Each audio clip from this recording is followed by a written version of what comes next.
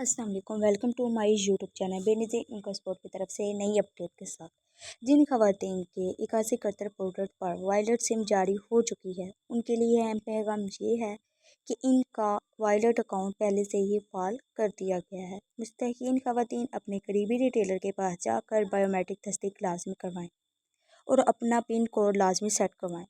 تصدیق کرنے کے بعد وائلٹ اکاؤنٹ جو ہے آپ کا وہ استعمال کے لیے تیار ہو جائے گا۔